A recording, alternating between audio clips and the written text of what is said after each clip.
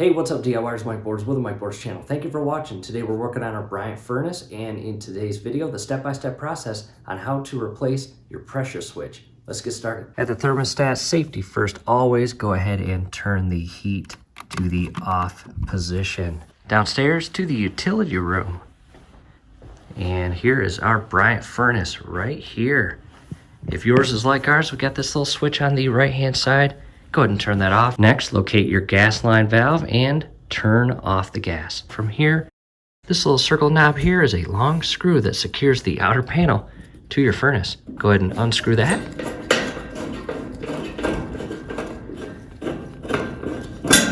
And carefully shift the cover panel out and away from the furnace. Set this in a safe location. And here is our pressure switch right here. You've got an orange wire and a yellow wire, and it's held on the back by a screw. What we'll do first is direct our attention to the orange wire, and you'll notice a plus sign. That is your positive. So when it comes time to reconnect the wire connections to the new pressure switch, make sure we do this correctly. Go ahead and carefully shift the connection points off.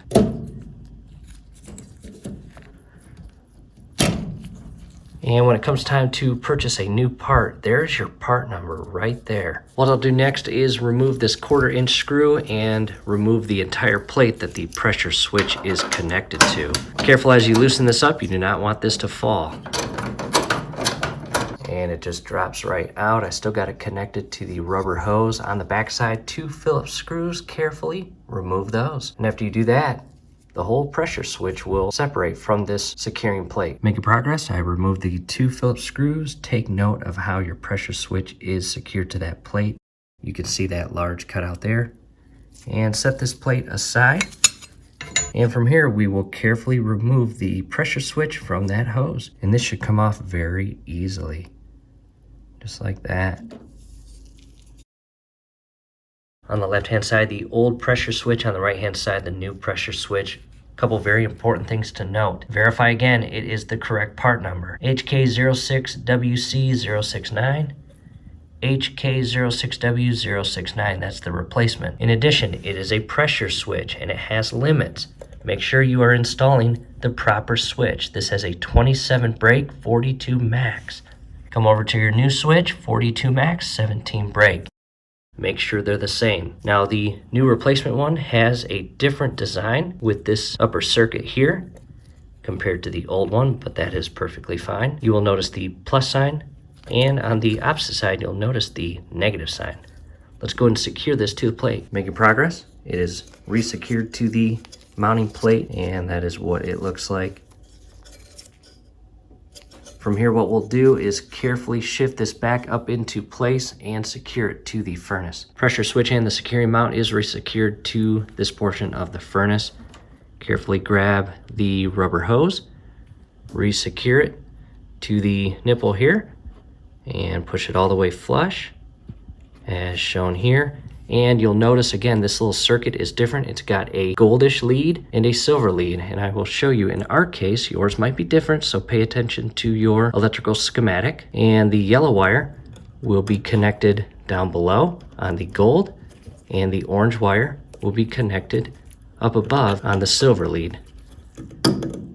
Just like that. Make sure that they are properly secured. And as you shift these into place, just be careful.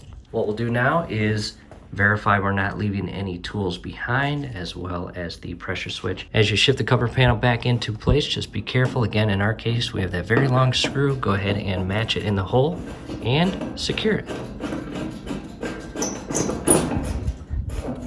Back to the gas line. Go ahead and turn the valve back on, and it is on when it's in line with your gas pipe that feeds into your furnace. Hop to the opposite side, turn on the switch.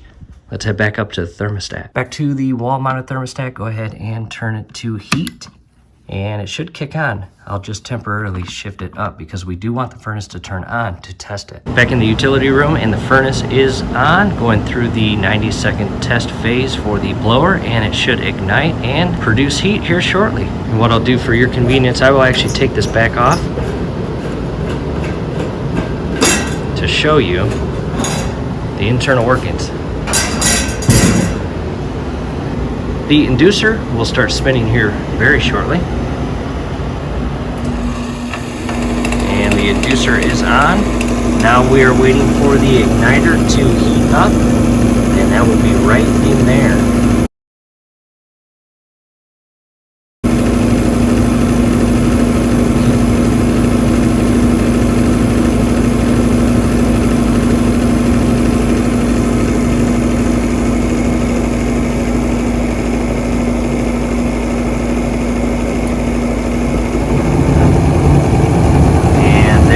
DIYers, we are up and running.